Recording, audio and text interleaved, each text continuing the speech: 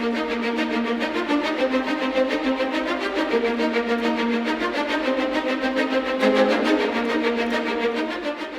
adalah WBCQ, menghadirkan Radio World's Last Chance kepada Anda dari Monticello, Maine, Amerika Serikat.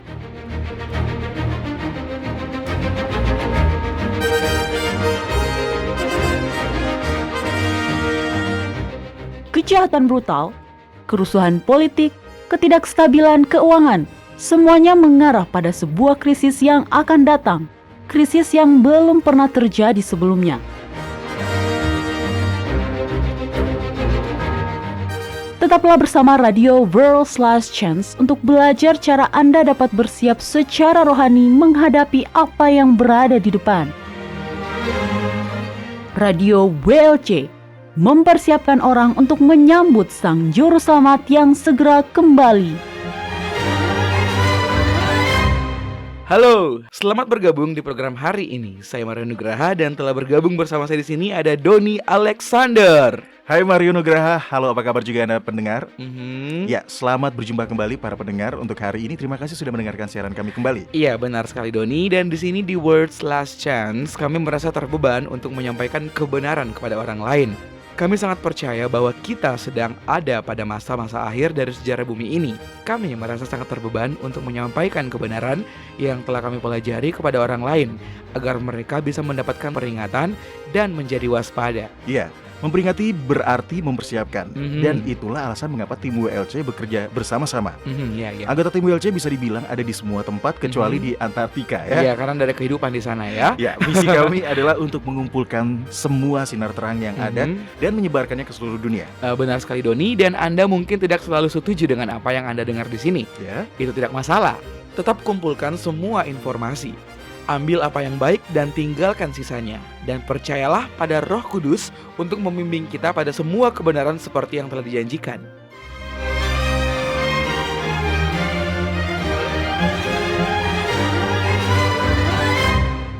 Jika para pendengar sudah bergabung bersama kami sebelumnya, maka Anda tentu tahu kami lebih memilih menggunakan nama pribadi Bapa yakni Yahwa atau Yah.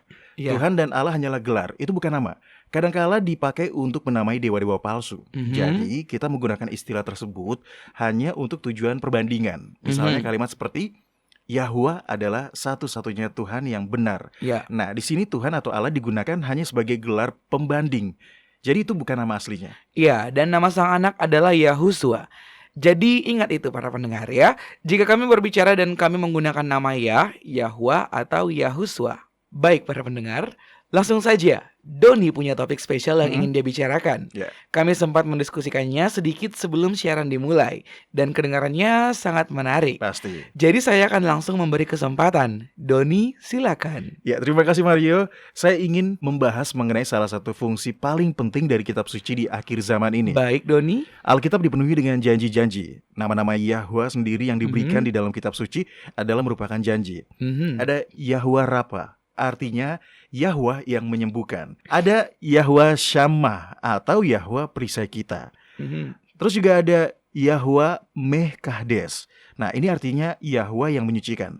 Ada 360 sebutan untuk Yahwa di Alkitab dan masing-masing dari sebutan itu adalah merupakan sebuah janji. Iya, benar sekali Doni, dan itu bisa diaplikasikan dalam setiap sendi kehidupan kita. Itu benar-benar melingkupi kita. Ya, benar. Apapun yang kita butuhkan, kitab suci selalu menyediakan sebuah janji solusi atau jalan keluar. Setiap hari Elohim Mikarov membagikan sebuah janji baru dari firman Yahwa kepada kita. Tapi kitab suci bukan hanya bertujuan untuk itu. Janji-janji tersebut penting. Janji-janji itu ada di Alkitab bukan tanpa alasan. Baik. Ada alasan mengapa Yahwa memberikan firman-Nya, dan itu yang akan kita bicarakan hari ini. Pada masa-masa yang genting dan berbahaya ini yang berlari dengan cepat pada kesudahannya, kitab suci adalah sebuah pelindung. Ayat-ayat dalam Alkitab adalah perlindungan kita. Ayat-ayat ini adalah tembok pelindung kokoh yang tidak bisa dilewati musuh, ya kan? Iya, itu benar sekali Doni. Itu mengingatkan saya pada ayat dalam kitab 2 Timotius yang mengatakan seperti ini para pendengar. Segala tulisan yang diilhamkan Yahwa memang bermanfaat untuk mengajar, untuk menyatakan kesalahan, untuk memperbaiki kelakuan, dan untuk mendidik orang dalam kebenaran. Ayat berikutnya sama pentingnya dan inilah alasan mengapa kitab suci diberikan. Supaya tiap-tiap umat Yahwa dapat disempurnakan dan diperlengkapi untuk setiap perbuatan baik. Nah, inilah sebabnya mengapa Yahwa telah memberi kita firman-Nya. Ya, untuk menghibur kita. Ya, untuk memberi kita janji-janji yang dapat kita gunakan untuk menyelesaikan setiap masalah. Ya. Tetapi kitab suci juga diberikan sebagai petunjuk agar kita bisa mengetahui kebenaran. Daud berkata, firman-Mu itu pelita bagi kakiku dan terang bagi jalanku. Nah, ini adalah salah satu fungsi kitab suci yang sering diabaikan. Iya, benar Doni. Kita sedang berbicara tentang zaman kegelapan ya Mario? Iya. Oke, saya beritahu Anda, kita sedang hidup di zaman kegelapan sekarang. Kegelapan rohani. Dan itu bahkan diperparah oleh fakta bahwa kita semua sangat bangga dengan seberapa banyak terang yang sudah kita ketahui. Kita merasa lebih baik dari generasi sebelumnya. Dan dalam kesombongan rohani kita ini, kita menjadi buta. Iya. Dan sekarang Doni sedang berbicara tentang peringatan yang diberikan kepada generasi terakhir. Pesan kepada orang-orang Laodikia di mana Yahusua mengatakan, kalian masing-masing berpikir, saya sudah kaya. Harta yang saya kumpulkan sudah cukup sehingga saya tidak akan mengalami kekurangan lagi. Tetapi kalian tidak menyadari bahwa secara rohani kalian sangat miskin, tanpa harapan, melarat, buta, dan telanjang. Ya, bertambahnya terang dan pengetahuan bagi kita banyak orang telah menuntun pada kesombongan rohani ya Mario. Benar sekali Doni. Ya, memang benar. Kita sudah tahu lebih banyak dari para nenek moyang rohani kita. Tetapi itu seharusnya menjadikan kita lebih rendah hati ya. Dan memiliki rasa bertanggung jawab untuk menggunakan terang dan pengetahuan itu untuk kebaikan orang lain. Menyampaikan kebenaran, memuliakan Yahwa. Namun, sebagian besar dari kita tetap merasa tenang dan merasa puas karena kita merasa sudah mengetahui segalanya yang diperlukan untuk keselamatan. Iya, benar sekali. Dan sedihnya nih Doni ya. Sebagian besar dari kita benar-benar seperti itu. Ya, masalahnya adalah ketika kita berpikir bahwa kita sudah tahu semua yang perlu diketahui, maka kita akan menjadi umat Kristen yang malas, Mario. Maksudnya gimana, Doni? Seperti ini. Saya ilustrasikan begini. Oke, silakan. Waktu saya masih sekolah, ada satu guru yang saya tidak suka, Mario. Oke. Ya, sebenarnya beliau cukup baik, tapi beliau orang yang sangat kaku, punya banyak peraturan. Beliau tidak peduli dalam keadaan apapun itu. Kalau sudah berbicara mengenai peraturan ini dan ini, maka dia tidak akan memberikan kemudahan. Tidak ada pengecualian sama sekali. Saya tidak menyukai hal seperti itu, karena ya inilah hidup. Kadang-kadang terjadi hal yang tidak terduga. Ya, benar sekali. Kadang kita butuh sedikit kelonggaran, tapi beliau tidak percaya hal lain di luar sana selain dari aturan-aturan yang kaku. Bagi saya itu pengajaran yang malas, Mario. Ya. Berpegang teguh pada peraturan yang kaku mungkin mudah bagi beliau, tapi itu tidak selalu adil. Iya. Tidak selalu adil. Iya, saya kenal beberapa orang yang bersikap seperti itu. Tapi bagaimana hubungannya dengan kekristenan? Nah, kalau Anda meyakini bahwa Anda sudah tahu semua yang diperlukan untuk keselamatan, maka Anda tidak akan menyediakan waktu untuk belajar lebih banyak lagi. Anda tidak akan mempelajari hal baru. Faktanya, pendeta yang akan Anda dengarkan, buku atau artikel yang akan Anda baca adalah hanya yang Anda sudah yakini sebagai kebenaran. Tapi tidak hanya itu, Mario. Ada sebuah bahaya jika mengikuti kepuasan orang-orang Laodikia yang merasa sudah tahu segalanya. Apa itu, Doni? Selain dari menjadi tidak selamat karena keangkuhan rohani. Baik, kamu tahu mengapa orang bisa tersesat karena keangkuhan rohani? Itu karena mereka merasa segala sesuatu yang baru, setiap ide yang berbeda, setiap sinar terang yang baru akan otomatis salah. Nah, jika kamu merasa telah mempunyai semua sinar terang untuk keselamatan, maka otomatis orang-orang yang lain semuanya menjadi salah. Ya. Oke, sekarang saya paham, Doni ya. Bisa jadi ada sesuatu yang baru yang pada faktanya adalah benar. Sesuatu yang sangat penting untuk Anda ketahui. Tetapi karena kita berasumsi itu adalah hal baru, maka tentu kita berpikir itu salah. Karena kita merasa sudah memiliki semua terang. Karena kita tidak tahu, maka pasti itu salah. Ya, cara berpikir seperti itu benar-benar berbahaya, Doni. Iya. Dan saya tidak tahu orang bodoh mana yang pertama mengatakan bahwa apa yang tidak Anda ketahui tidak akan menyakiti Anda. Ini tidak benar ini. Apa yang Anda tidak tahu bisa menyakiti Anda, bahkan bisa membunuh Anda. Ya, betul sekali, Doni ya. Kami punya teman yang pindah ke Amerika beberapa tahun yang lalu. Mereka membeli rumah dan membiasakan diri hidup di sana. Kemudian kira-kira setahun yang lalu mereka harus pindah kerja lagi. Kali ini ke negara lain, Doni. Dan di negara baru ini aturannya berbeda. Doni, Anda tahu, Apa itu? Salah satu hal yang paling sulit dibiasakan saat hidup di luar negeri adalah menyesuaikan diri dengan aturan baru. Ya, saya tahu yang itu. Ketika Anda tumbuh di suatu tempat, tumbuh dengan pengetahuan pada aturan-aturan di sana, kemudian Anda pindah ke tempat lain lagi yang mempunyai aturan yang berbeda, Ya. maka Anda betul-betul akan membutuhkan penyesuaian. Oh, pasti. Faktanya, mereka mengatakan bahwa hal itulah yang paling membuat mereka stres. Ngomong-ngomong nih ya, karena mereka mengira akan tinggal beberapa tahun di sana di negara baru itu, mereka kemudian membeli rumah yang lain, Doni. Akhirnya apa yang mereka tidak tahu menyakiti mereka. Doni, tahu kan di Amerika, kecuali kita ada kesepakatan sebelumnya, pembeli rumah menanggung semua biaya penyelesaian ya, biaya agen, dan semua biaya yang terkait dengan penjualan rumah. Si pembeli harus membayar itu semua. Nah, teman saya tidak mengetahui bahwa di negara baru itu aturannya berbeda, bertolak belakang dengan apa yang dia ketahui di Amerika. Ternyata di tempat baru itu, aturannya mengharuskan penjual membayar semua biaya penyelesaian pada agen. Begitulah aturannya. Karena mereka tidak tahu aturan itu, agen perumahan mengambil keuntungan dan mendapat 2 keuntungan dari transaksi itu, Doni. Agen mendapatkan komisi dari penjual dan juga mendapat bayaran dari pembeli. Teman saya tadi karena tidak tahu aturan setempat membayar harga seperti cara di Amerika. Mereka akhirnya harus rugi sekitar 150 juta rupiah yang seharusnya tidak perlu dibayar, Doni. Wah, itu rugi sekali ya mereka. Iya, benar, sangat rugi. Terima kasih telah membagikan cerita mereka, Mario. Baik. Cerita mereka betul-betul mengilustrasikan apa yang kita bahas. Iya. Anda tidak bisa bertindak di luar aturan dengan berkata, oh itu karena saya tidak tahu. Ya. Apa yang tidak Anda ketahui tentu akan menyakiti Anda malah. Iya, benar. Dan itulah bahaya yang sama yang dihadapi oleh orang-orang Laodikia, yang mengasumsikan bahwa segala sesuatu yang baru dan berbeda sudah pasti salah. Karena jika hal itu benar, maka mereka pasti sudah mengetahui hal itu sebelumnya. Itu adalah logika yang salah. Iya. Kita akan terus belajar dan tumbuh sampai seterusnya dalam kekekalan. Jadi kita tidak boleh mengklaim bahwa kita telah sampai pada semua kebenaran. Iya. Nah, sekali lagi, itulah fungsi yang sangat penting dari kitab suci yang paling sering diabaikan. Saat ini adalah sangat penting bagi setiap orang untuk mempelajari Alkitab agar mengetahui kebenaran. Kita butuh belajar, bukan saja untuk mengetahui janji-janji di dalamnya, bukan saja sebagai kode etik bagaimana kita hidup, tetapi untuk mendapatkan pengajaran yang murni. Dalam kitab Wahyu, umat sisa disebut sebagai perawan. Ya, dan tentu yang dimaksud bukan perawan secara fisik kan, Doni? Tidak, tentu tidak, Mario. Artinya mereka mempunyai iman yang murni. Nah, di dalam Alkitab, perempuan adalah lambang anggota jemaat. Perempuan yang murni adalah simbol dari eklesia yang sejati yang terpanggil keluar. Iya. Perempuan kotor atau pelacur menyimbolkan gereja yang korup. Jadi yang disebut perempuan yang murni atau perawan adalah mereka yang memiliki iman yang murni. Dengar, tipuan akhir zaman setan akan sangat hebat. Selama ribuan tahun, setan telah bertumbuh menjadi penipu ulung. Tipuannya jauh lebih halus dan dengan demikian semakin memperdaya dan menipu lebih parah dari sebelumnya. Oh, benar, Doni ya. Dia hanya mengambil sedikit kesesatan, kemudian mengaduknya dengan banyak kebenaran, dan ting! Dia menghasilkan sebuah kebohongan yang dapat menipu, bahkan dapat menipu orang-orang pilihan. Ya, 20% kebenaran dan 80% kesesatan tidak akan menipu siapapun. Iya. Tetapi jika 90% atau 95% kebenaran dicampurkan dengan sangat sedikit kesesatan, nah itu akan menjadi sebuah jebakan yang sempurna. Orang-orang akan mulai merasionalkan kesesatan yang ada. Hanya karena kesesatan itu telah bercampur bersama dengan begitu banyak kebenaran. Iya, jadi apa yang akan kita lakukan?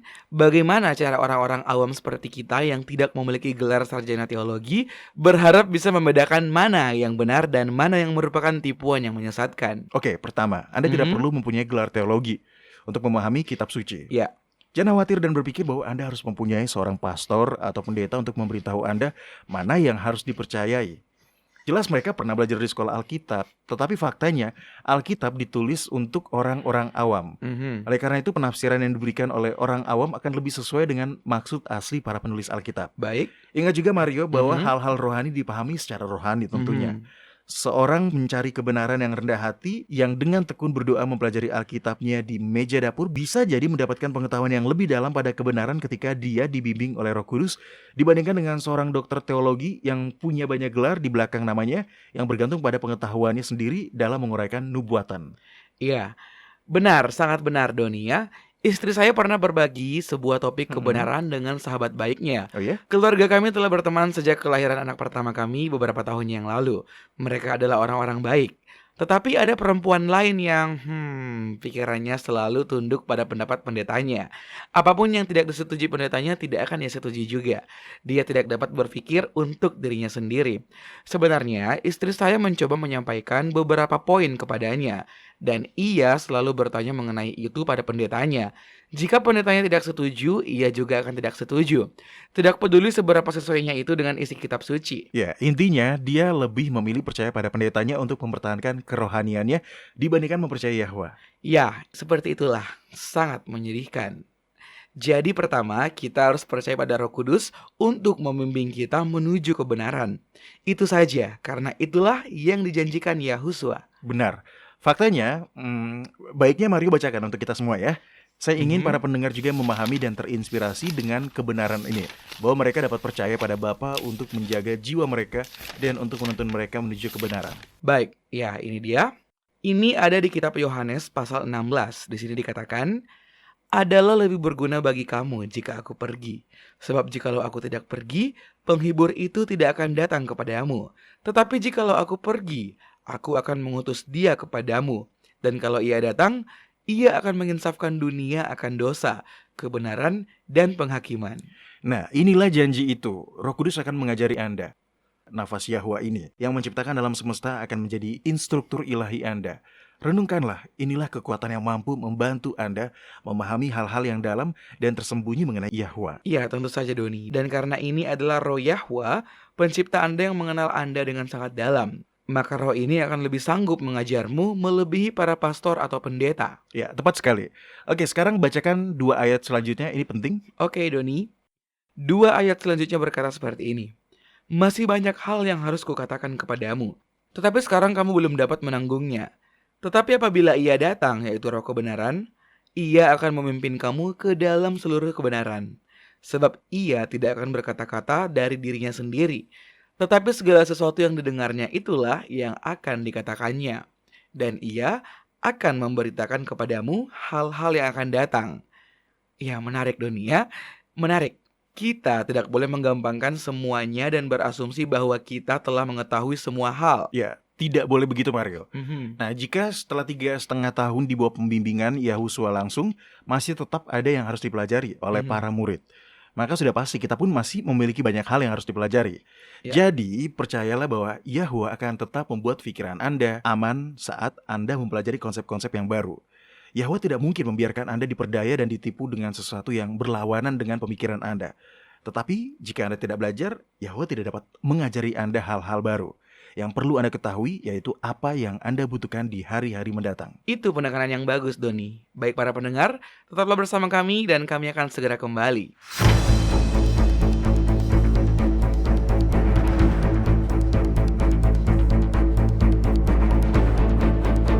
Para pendengar, jika saya bertanya kepada Anda kapan sebuah hari dimulai, apa jawaban yang akan Anda berikan? Tengah malam? Itu adalah saat di mana sebuah tanggal berganti.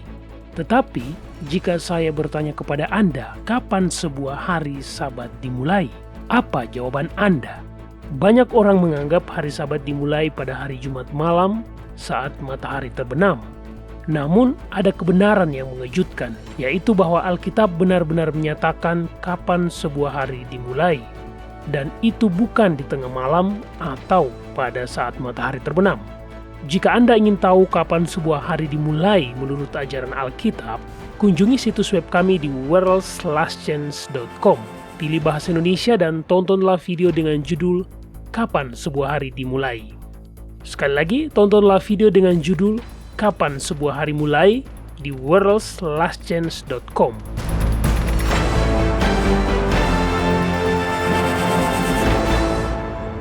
World's Last Chance telah membuat lebih dari 1.500 video dokumenter dalam lebih dari 30 bahasa.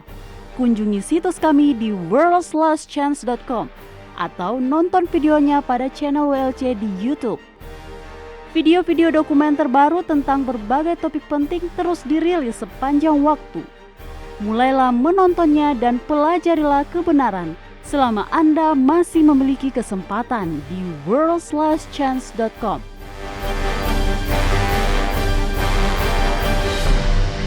Oke, Hari ini kita membahas bagaimana kitab suci berfungsi sebagai sebuah pelindung dari tipuan akhir zaman setan, dan bahwa kita harus mempelajari kitab suci untuk diri kita sendiri. Ya, para pendengar, Anda tidak dapat mengandalkan perkataan pendeta atau pastor Anda. Nah, Anda harus mengetahui kebenaran itu sendiri.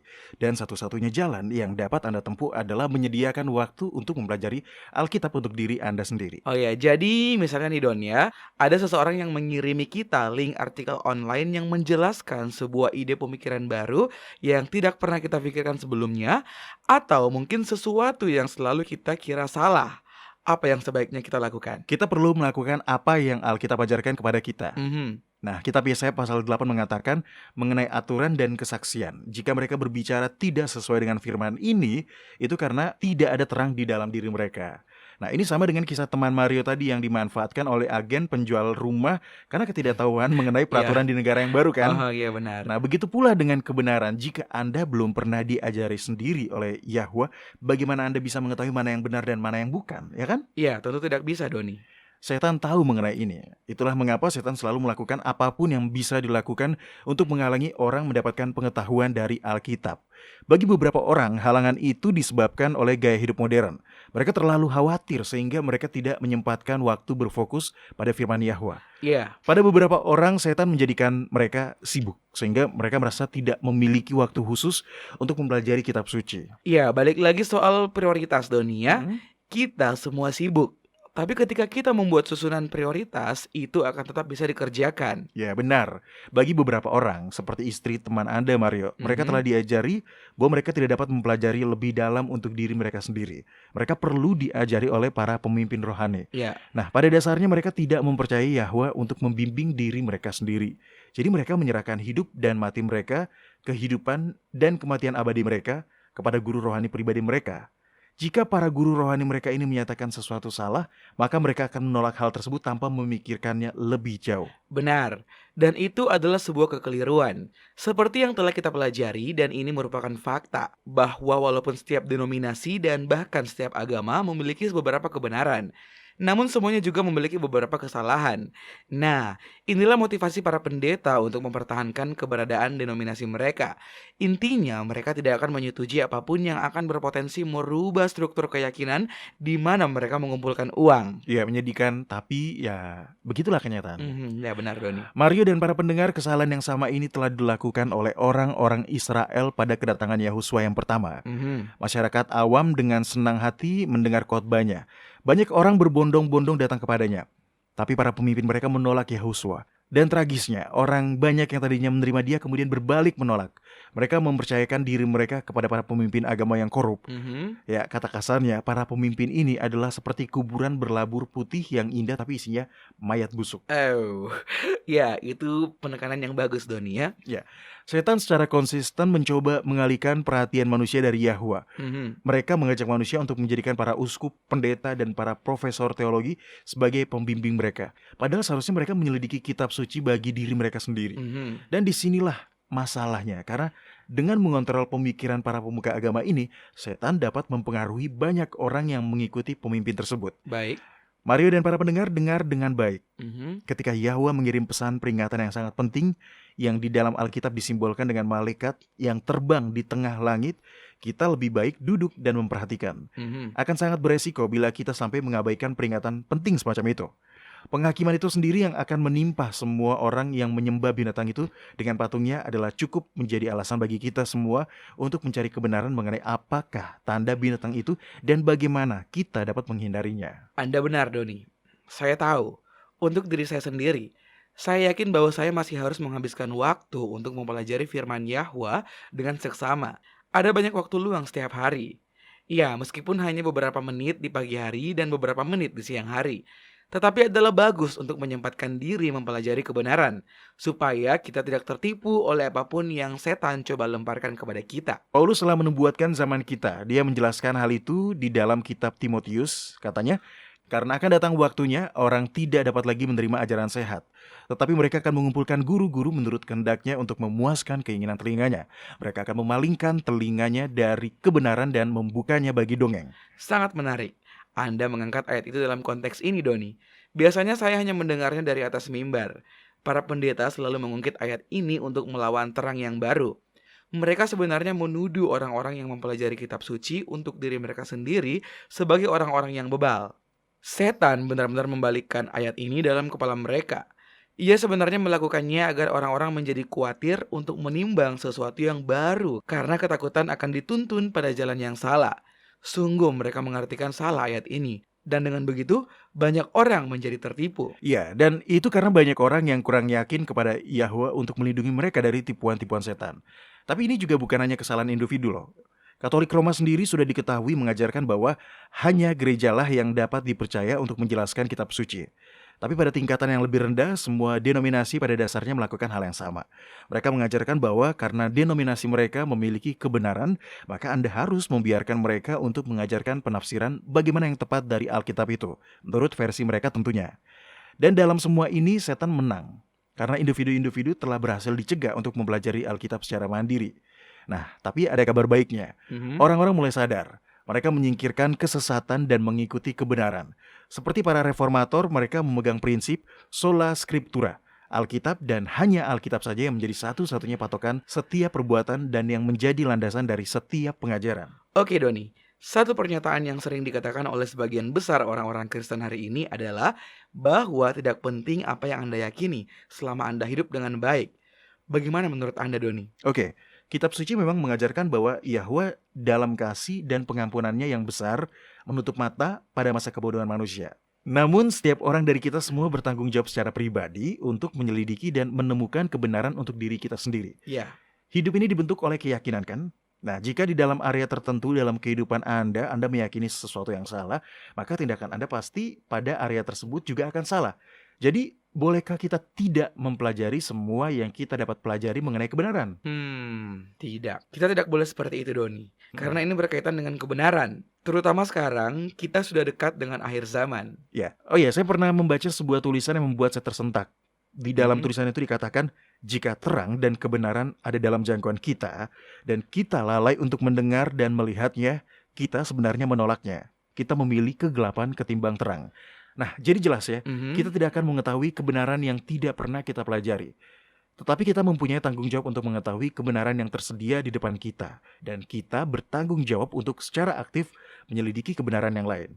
Salomo berkata, ada jalan yang disangka orang lurus, tetapi ujungnya menuju maut. Ketidaktahuan atau kebodohan bukanlah alasan untuk hidup dalam kesalahan ketika Yahwa sendiri yang telah berjanji untuk menjadi penuntun kita lewat rohnya sendiri. Ya. Ada orang yang tulus, tetapi dalam ketulusannya itu dia sebenarnya salah. Jadi sebagai kesimpulan, apakah Doni punya petunjuk bagaimana cara kita untuk mempelajari kebenaran? Saya pikir para pendengar kita juga ingin dijauhkan dari tipuan-tipuan setan. Jadi singkatnya, bagaimana cara kita mengikuti kebenaran, Doni? Ya, saya senang Anda bertanya seperti itu, Mario. Iya. Oke, pertama berkomitmenlah di dalam hati. Sadarlah sepenuhnya pada komitmen Anda, yaitu bahwa Anda mau mengikuti kebenaran apapun yang terjadi. Kebenaran selalu diiringi dengan salib ketaatan. Dalam setiap perumpamaan Yahusua mengenai kerajaan surga, dia selalu mengingatkan bahwa hal itu akan mengorbankan segalanya. Nah, jadi Anda perlu secara sadar untuk berkomitmen mengikuti kebenaran apapun juga resikonya. Kata-kata kita mempengaruhi diri kita, jadi kita perlu tegas pada diri kita sendiri. Selalulah mengutamakan kebenaran.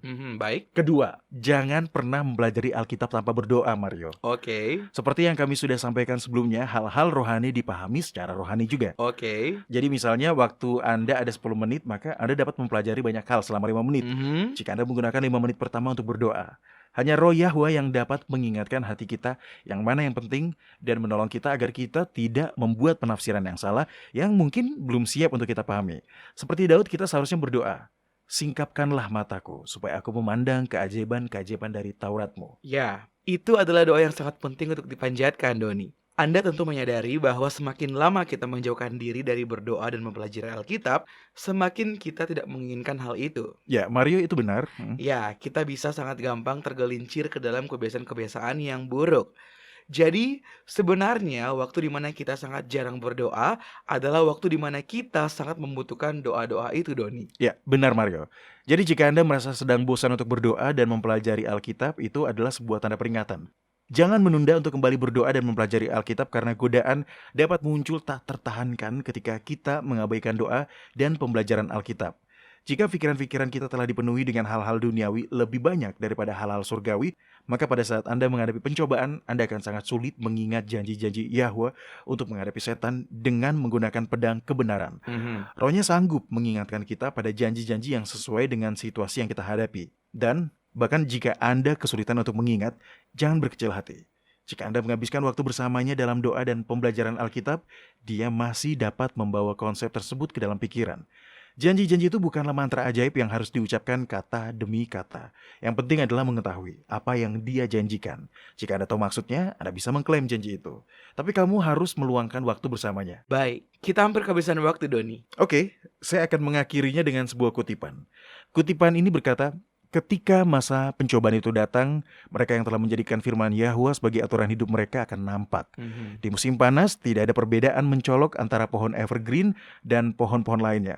Tetapi ketika musim dingin datang menghantam, pohon evergreen tetap tidak berubah. Daunnya tetap menghijau dengan lebat, sementara daun pohon-pohon lain berguguran. Jadi profesor yang sesat mungkin tidak dapat dibedakan dari orang Kristen sejati. Tetapi akan datang waktunya di mana perbedaan akan terlihat.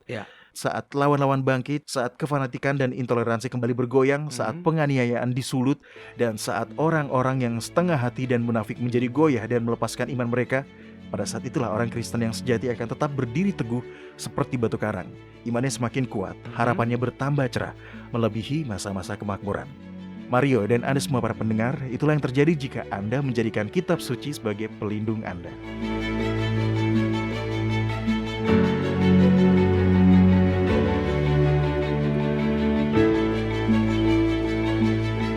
Anda mendengarkan radio World's Last Chance di WBCQ yang mengudara pada gelombang 31 meter di frekuensi 9330 kHz.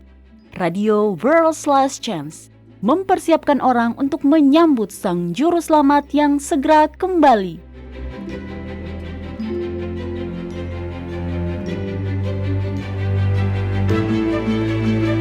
Para pendengar, apakah ada seseorang dalam hidup Anda yang saat ini benar-benar membutuhkan perhatian Anda? Apakah itu sahabat Anda, atau mungkin pasangan Anda, atau anak remaja Anda yang tidak hidup sesuai dengan semua terang yang sudah dia ketahui? Jika Anda ingin mempelajari lebih banyak tentang ilmu dari sebuah doa syafaat, kunjungi situs web kami di worldslastchance.com. Doa Anda dapat menjadi berkat untuk keselamatan orang lain. Melalui doa, Anda dapat bekerja sama dengan agen-agen surgawi untuk menjadi berkat bagi setiap orang yang berhubungan dengan Anda. Untuk mempelajari hal ini lebih lanjut, kunjungi worldslastchance.com. Pilih bahasa Indonesia dan carilah artikel dengan judul Berdoa bagi Orang Lain. Bacalah artikel itu hari ini. Yahwa menunggu dengan rindu untuk menjawab doa-doa Anda.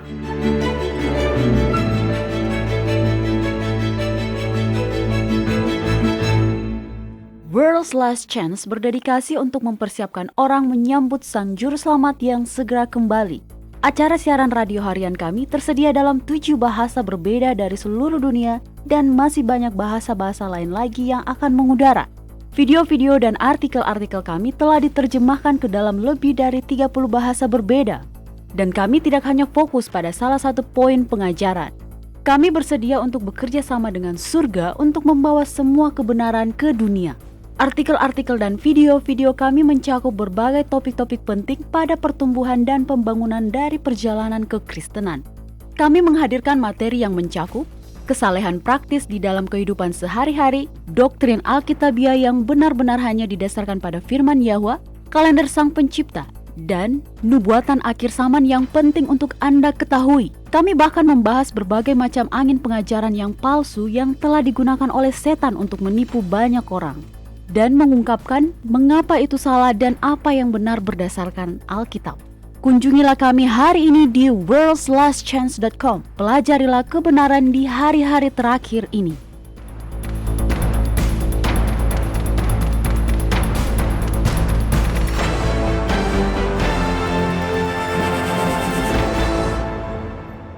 Oke, sekarang kita akan masuk ke sesi surat harian kita, Doni. Yes. Kali ini pertanyaan kita datang dari tempat yang sangat dekat dengan kita. Oh iya? Dari Portsmouth di Inggris. Iya, itu dekat ya Mario ya. Oke ya, sepertinya saya perlu membacanya terlebih dahulu sebelum bicara, Don. Oke.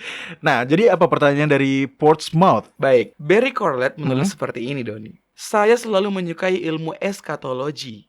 Jadi saya senang saat saya menemukan banyak artikel di situs web Anda yang berhubungan dengan nubuatan. Semua penekanan Anda pada paus yang sekarang sebagai paus yang terakhir dalam nubuatan adalah hal baru bagi saya. Bisakah Anda menjelaskan secara singkat mengapa Anda begitu yakin bahwa dia ini adalah paus terakhir yang akan kita miliki dan mengapa Kitab Wahyu 17 berbicara tentang raja dan bukan kerajaan? Wow, ini adalah sebuah pertanyaan dari para pendengar kita yang sangat bagus, dunia. Ya, benar. Ini sangat bagus Mario. Pertama, eskatologi adalah studi mengenai akhir dunia. Dan ini adalah area yang sangat mengagumkan untuk dipelajari. Saya secara pribadi sangat tertarik pada hal ini loh Mario. Oke, pertama Barry, WLC percaya bahwa Kitab Wahyu 17 merujuk pada raja karena itulah persisnya yang dikatakan oleh Kitab Wahyu ini. Pasal 1 dibuka dengan sebuah undangan dari seorang malaikat untuk melihat atau mengerti sebuah penglihatan tentang seorang pelacur besar yang dengannya semua raja di bumi telah melakukan percabulan. Sekarang, hal yang perlu Anda ingat ketika Anda membuka firman Yahwa adalah bertanya pada diri Anda. Apa arti sebenarnya dari ayat ini?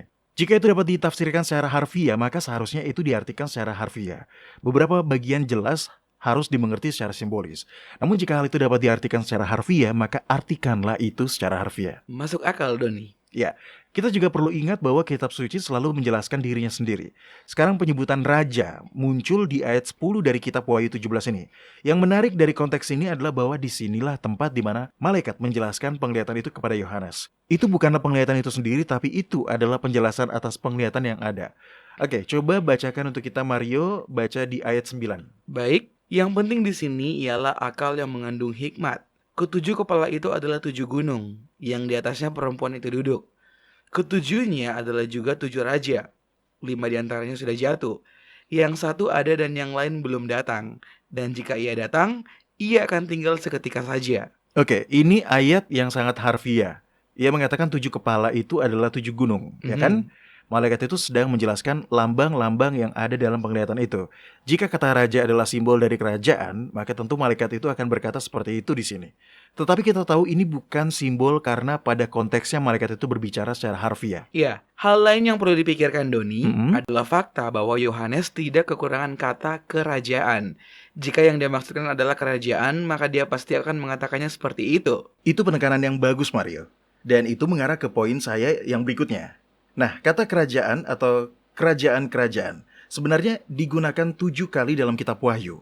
Dan sebenarnya kata ini digunakan di dalam 2 ayat setelah ayat yang tadi, Mario. Oke, coba kamu bacakan ayat itu. Baik, dan ke-10 tanduk yang telah kau lihat itu adalah 10 raja yang belum mulai memimpin kerajaan. Tetapi 1 jam lamanya mereka akan menerima kuasa sebagai raja bersama-sama dengan binatang itu. Oh iya, itu ada Doni. Malahan kata raja dan kerajaan ini berada dalam ayat yang sama. Ya benar. Dan jika Anda melihat pada kata-kata itu berasal dari akar kata-kata yang berbeda dalam bahasa Yunani. Kata raja atau raja-raja berasal dari kata Yunani yang berarti berdaulat atau raja. Sementara kata yang diterjemahkan ke dalam bahasa Indonesia sebagai kerajaan di sini berasal dari kata Yunani yang juga secara harfiah berarti kerajaan. Nah, jadi tidak ada yang membingungkan di sini. Terjemahan tersebut akurat dan jelas. Jika Yohanes memang merujuk pada suatu kerajaan, dia tentu akan menggunakan kata kerajaan itu. Ya, saya setuju Doni. Itu memang cukup jelas.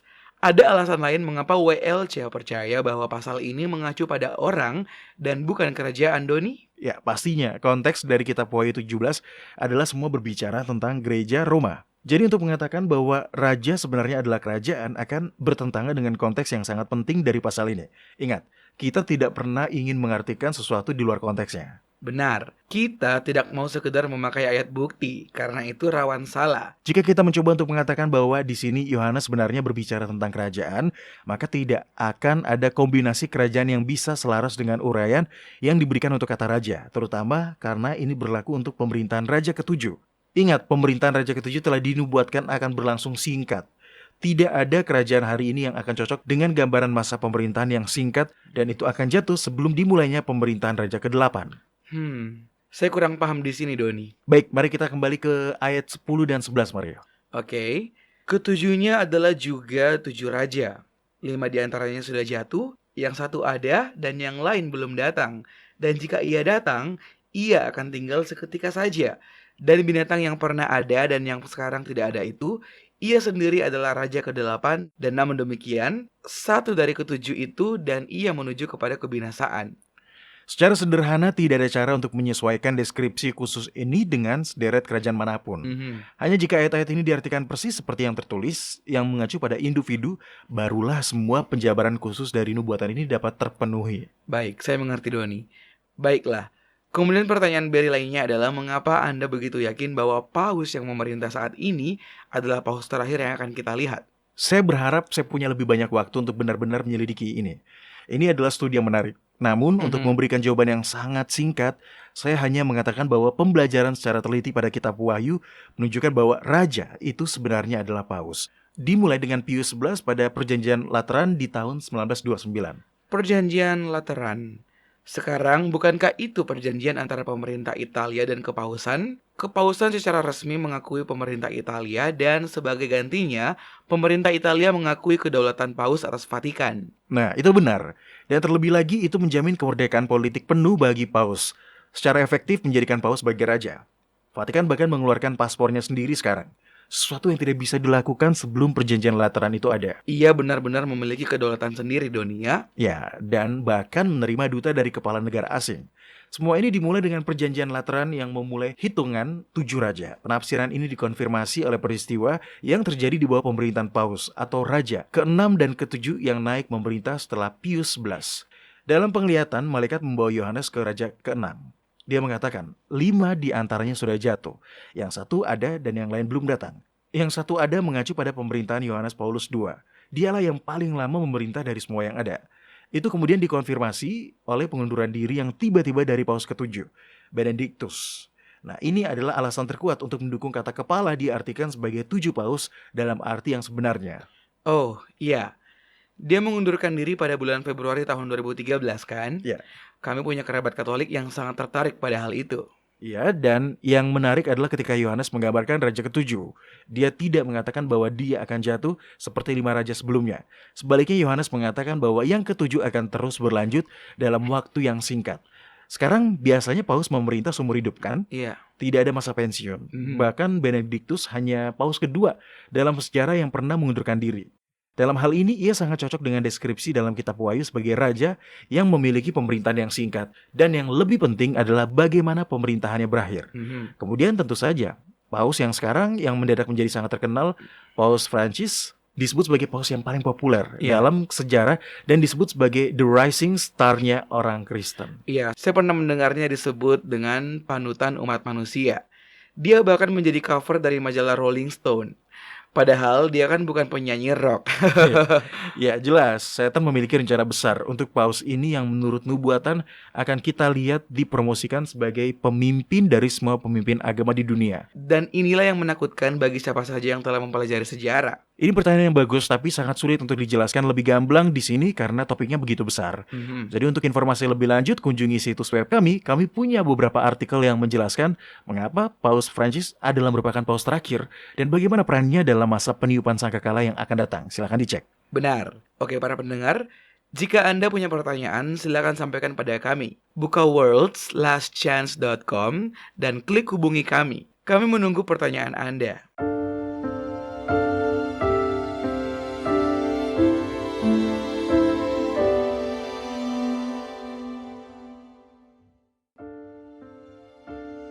Anda menyukai apa yang Anda dengar? Kunjungi situs kami di worldslastchance.com untuk mendengarkan episode-episode lain dari program radio kami. Radio World's Last Chance mempersiapkan orang untuk menyambut Sang Juru Selamat yang segera kembali.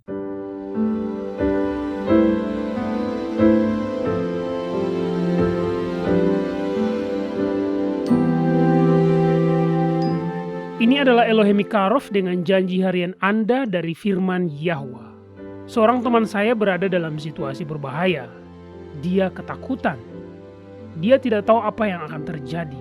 Dan ada potensi yang sangat nyata pada terjadinya bencana dan hanya ada sedikit kesempatan kecil agar semuanya dapat diselesaikan dengan cara yang aman dan tidak berbahaya. Pada saat itu, lebih dari waktu-waktu yang lain, dia membutuhkan kepastian bimbingan Yahwa dalam hidupnya. Dia membeli setumpuk kertas besar. Selanjutnya, dia menulis dalam huruf besar sebuah janji Alkitab pada setiap lembarnya. Kemudian, dia menempelkan setiap lembaran itu di sekeliling rumahnya.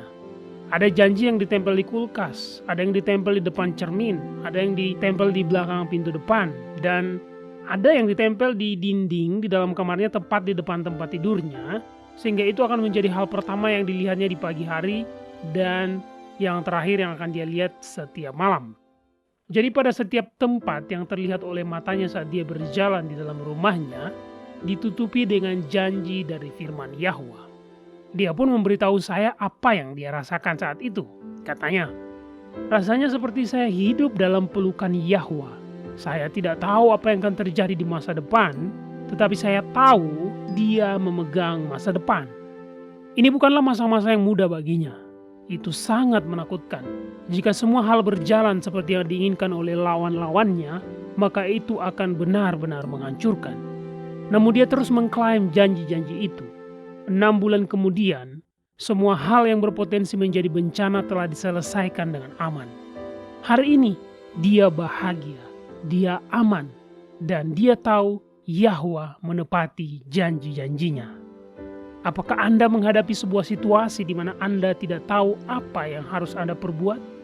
Mungkin masa depan tampak gelap dan Anda tidak tahu apa yang harus dilakukan selanjutnya.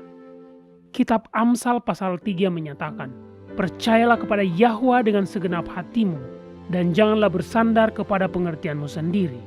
Akuilah dia dalam segala lakumu, maka dia akan meluruskan jalanmu. Berdoalah, kumpulkan informasi, dan melangkahlah maju. Ketika Anda melakukan ini, jalan akan terbuka di depan Anda sewaktu Yahwa membimbing Anda pada jalan yang seharusnya Anda lalui. Kepada kita telah diberikan janji-janji yang besar dan berharga. Majulah dan mulailah mengaminkannya.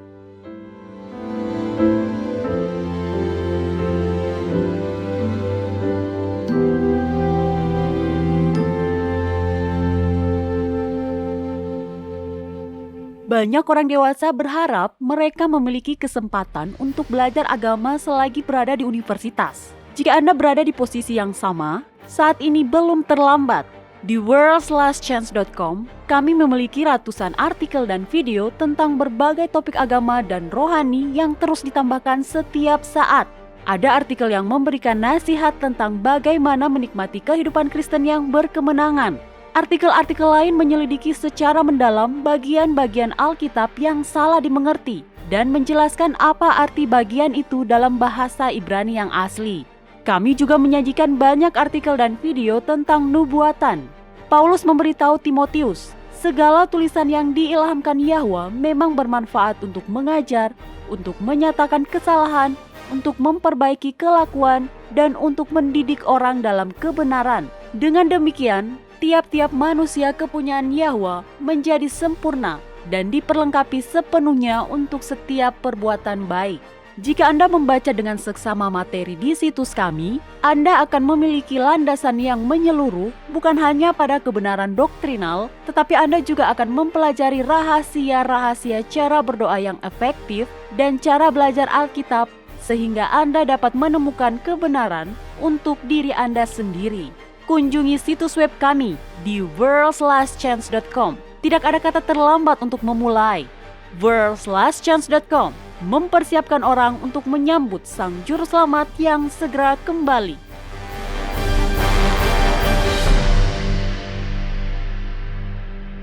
Saya benar-benar menikmati diskusi kita hari ini, Doni. Seluruh topik ini mengingatkan saya pada kutipan Ezra Taft Benson, mantan Menteri Pertanian Amerika Serikat.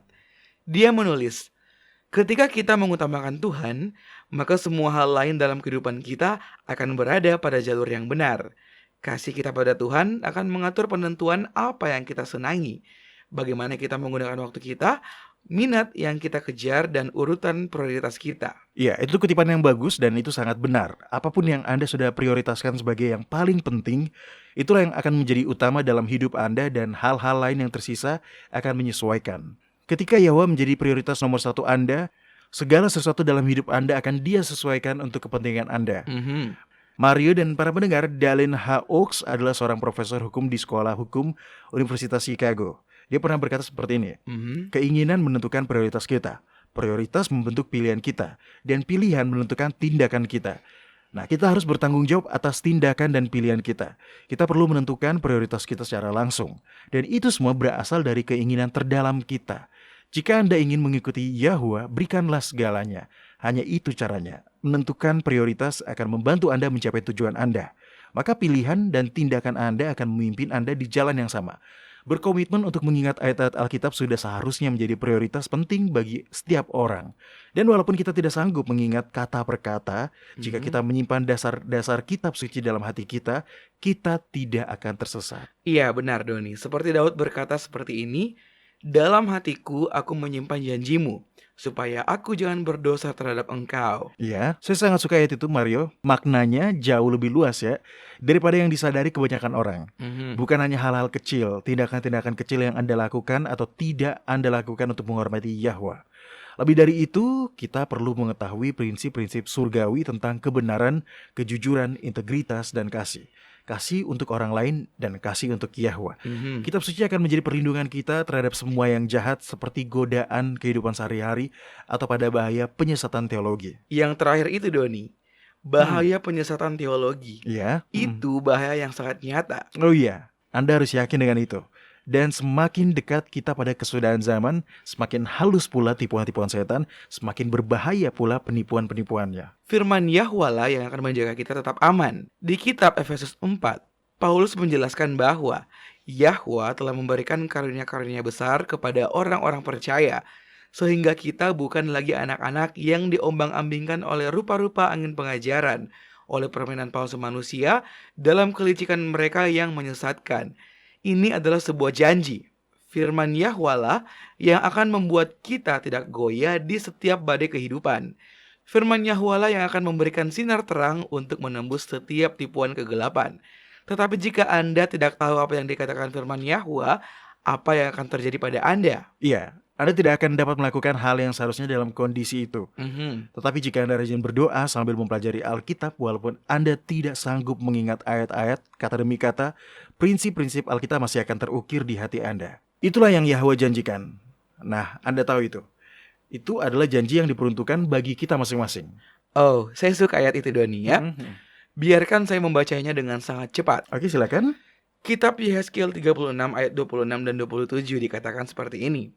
Kamu akan kuberikan hati yang baru dan roh yang baru di dalam batinmu, dan aku akan menjauhkan dari tubuhmu hati yang keras, dan kuberikan kepadamu hati yang taat. Rohku akan kuberikan diam di dalam batinmu, dan aku akan membuat kamu hidup menurut segala ketetapanku, dan tetap berpegang pada peraturan-peraturanku, dan melakukannya.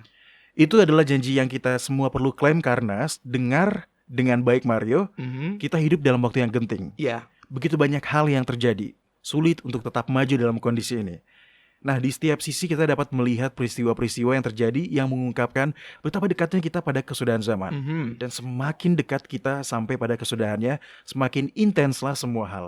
Itu sangat benar, Doni. Cuaca ekstrim, kerusuhan politik, kejahatan yang luar biasa telah dilakukan. Semuanya semakin intens. Dan itu hanya akan menjadi semakin intens lagi. Nah, para pendengar, Yahweh telah memberi kita firman-Nya untuk melindungi kita melalui semua ini. Daud berkata, Firman-Mu itu pelita bagi kakiku dan terang bagi jalanku. Ya, betul Mario. Sama seperti Elohim Mikarov yang setiap hari berkata pada kita, kepada kita telah diberikan janji-janji yang besar dan berharga. Nah, jadi sekarang kita perlu mempelajari janji-janji itu dan mulai mengaminkannya. Karena untuk itulah janji-janji itu. Kitab suci adalah perlindungan kita. Di hari-hari mendatang ketika kita tidak tahu apa yang harus dilakukan, beralihlah ke firman Yahweh. Dia dapat menyampaikan kehendaknya kepada kita melalui firman-Nya. Mungkin Anda melihat hal-hal semakin buruk terjadi di daerah Anda dan ingin pindah ke luar negeri. Mungkin Anda berada dalam bahaya bencana alam, mungkin Anda berurusan dengan masalah kesehatan. Apapun itu, Anda dapat menemukan janji yang sesuai dengan kebutuhan Anda di dalam firman Yahweh. Tetapi Anda harus mempelajari apa yang ada di dalam firman itu sekarang. Karena Saya beritahu Anda para pendengar, peristiwa akhir akan terjadi dengan cepat. Akan ada kekacauan seperti yang belum pernah terjadi. Begitu banyak tipuan dan kebohongan di setiap sisi. Sehingga satu-satunya hal yang dapat kita pegang teguh adalah firman Yahwa. Ketika pengaruh gereja yang korup dan jatuh telah diselaraskan dengan kekuasaan negara untuk menegakkan kepalsuan dan kesalahan, hanya firman Yahwa, janji-janji Yahwa, pengetahuan yang diperoleh melalui waktu yang diluangkan untuk berdoa dan mempelajari Alkitab yang dapat membantu Anda melalui semua hal-hal itu. Kita perlu, masing-masing dari kita, menentukan prioritas kita secara langsung. Utamakan Yahwa lebih dulu pada tempat terbaik dalam segala hal, karena kita sudah kehabisan waktu. Kesudahan zaman sudah di depan mata. Kita tidak boleh lagi membuang waktu. Biarkan Yahwa membimbing kita ke dalam semua kebenaran dan firman-Nya akan membuat kita aman dari semua tipuan akhir zaman. Kami berharap Anda dapat bergabung dengan kami lagi besok untuk mendengarkan pesan-pesan kebenaran yang lain. Jadi sampai jumpa dan ingat, Yahwa mengasihi Anda dan Dia aman untuk dipercaya.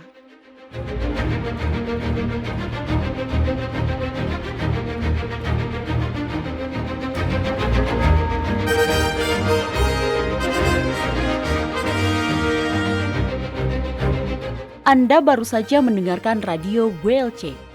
Program ini serta episode Radio WLC yang lain tersedia untuk Anda unduh di situs kami. Sangat baik untuk dibagikan pada para sahabat Anda yang mempelajari Alkitab. Ini juga sumber yang bagus bagi orang-orang yang beribadah kepada Yahwa sendirian atau di rumah. Jika Anda ingin mendengarkan program Radio WLC, kunjungi situs kami di worldslastchance.com. Klik ikon Radio WLC di bagian kanan atas beranda.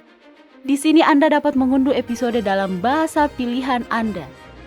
Tersedia juga artikel dan video dalam berbagai bahasa. Bergabunglah bersama kami besok untuk menerima berbagai pesan kebenaran lain di WBCQ yang mengudara pada gelombang 31 meter di frekuensi 9330 kHz.